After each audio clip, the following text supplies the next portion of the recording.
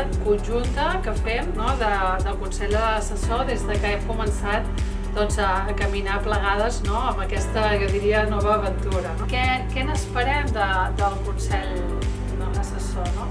Nosaltres el concebem com un òrgan consultiu de SUARA i que el que ens agradaria és això, que ens complementi aquesta visió estratègica i que també ens faci plantejaments diferents per arribar al nostre repte.